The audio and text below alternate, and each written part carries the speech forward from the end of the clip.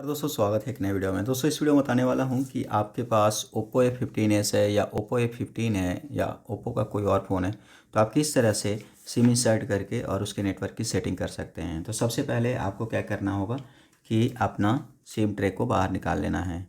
अब यहाँ पे आप देख सकते हैं कि एक सिम पहले से मैंने डाल रखा था, तो एक सिम आपको डाल देना है और ये आपका दूसरा सिम डाल देना है। यहाँ पे ड्यूअल नेटवर्क सेटिंग भी बताने वाला हूँ, यानी कि ऑल इन वन वीडियो है। तो सबसे पहले आपको सिम इस तरह से लगा देना है और अगर मेमोरी कार्ड भी लगाना है तो यहाँ पे लगा देना है। ओके, अब यहाँ पे आपको सिम इंसर्ट कर देना है। सिम इंसर्ट करने के बाद जिस मोबाइल में आपने पिन सेट कर रखा होगा उसका पिन भी आपसे मांगा जाएगा, जैसे कि आप देख सकते हैं। तो उसका पिन आपको सिंपली डाल देना है जो भी आपने पिन सेट कर रखा है।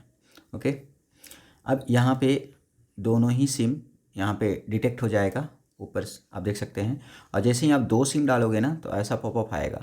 तो इसमें आप चाहो तो यहाँ पे आता है कि SIM card 1 SIM card 2। Okay, default card setting और डायल पे ऑलवेज आस्क है और डेटा कनेक्शन आपका सिम ऑन से है।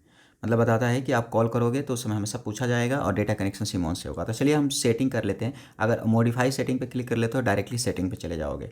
तो अगर हम डायरेक्टली सेटिंग से जाना चाहें, जैसे कि आपने एक सिम लगा रखा है तो आपको सेटिंग पे जाना होगा। सेटिंग पे जाने के बाद आपको SIM card and mobile data का ऑप्शन मिलेगा, इस पर चले जाना है।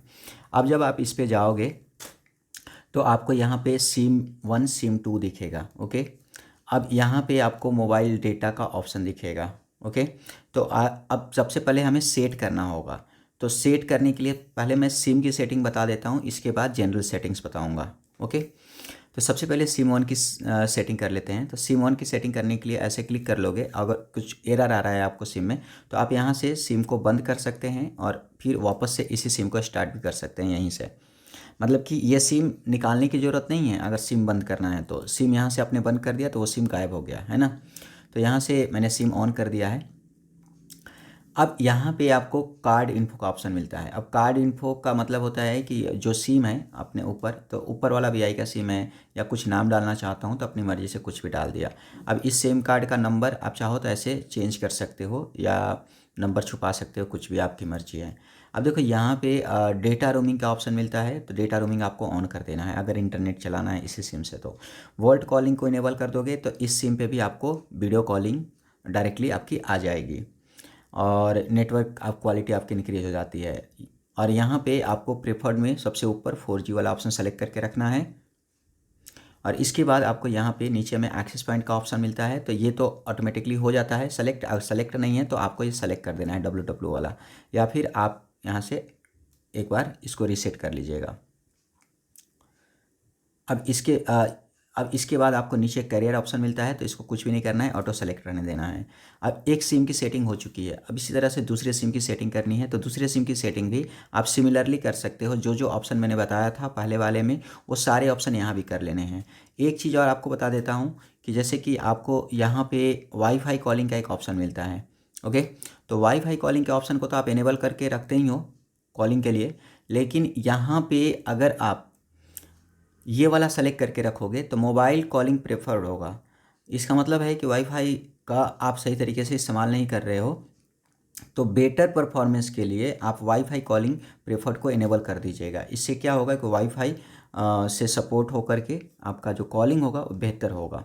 ओके, अब यहाँ पे सेम टू सेम इसमें भी आपको वही कर लेना है जो मैंने करवाया था पिछले सिम में। तो इसकी सेटिंग हो चुकी है, अब पिछले सिम की भी सेटिंग हो चुकी है।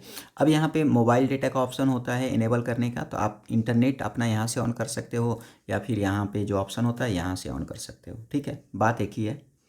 इसके बाद यहाँ पे एक ऑप्शन होता है ड्यूअल इंटरनेट का। ड्यूअल इंटरनेट अगर आप एक्टिव कर देते हो तो होता क्या है कि आपका फ़ोन आता है किसी सिम पे, तो आपने देखा होगा कि आपका नेट बंद हो जाता है। तो उस कंडीशन में दोनों में ही रिचार्ज करके रखना होगा या फिर दोनों में नेट होना चाहिए। अगर इस पे फ़ोन आता है तो इससे इंटरनेट चालू हो जाएगा, इस पे फ़ोन आता है तो इससे इंटरनेट चालू हो जाएगा, यानी इंटरनेट हमेशा चलता रहेगा। आप चाहो तो इसको ऑन कर लेना, और मैं तो इसको रिकमेंड करता हूँ। और कॉलिंग के लिए आपसे पूछा जाएगा कि कौन से सिम से कॉल करना चाहते हो। आप चाहते हो जब भी कॉल करो आप तो पूछे आपसे कि आप कौन से सिम से करना चाहते हो, तो आप ऑलवेज कर सकते हो। इसका एक डिमेरिट होता है कि आप गूगल असिस्टेंट वॉइस असिस्टेंट से कॉल करते हो तो आपको बहुत प्रॉब्लम आती है। वहाँ पे ऑप्शंस का दिक्कत हो जाता है। तो मैं इससे मैं कॉल करना प्रेफर करता हूँ, तो मैंने सेलेक्ट कर दिया call back based on history call, यानी कि अगर इसको आप इनेबल कर देते हो तो जिससे आपका कॉल आया हुआ है, जिस नंबर पे कॉल आया हुआ है, कॉल करोगे तो ऑटोमेटिक उसी नंबर से कॉल जाएगा। और इसी तरह से यहाँ पे आप मोबाइल डेटा के लिए भी सेटिंग कर सकते हो कि किससे आपका मोबाइल डेटा चलना चाहिए। इसके बाद यहाँ पे डेटा यूजेज की सेटिंग है, तो इसके लिए मैंने अलग से वीडियो बना रखी है और इतना ही सेटिंग आपको कर लेना है। तो वीडियो अच्छी लगी होगी तो लाइक कीजिए, शेयर कीजिए और सब्सक्राइब कीजिए। मिलते हैं नेक्स्ट वीडियो में, तब तक के लिए बाय बाय।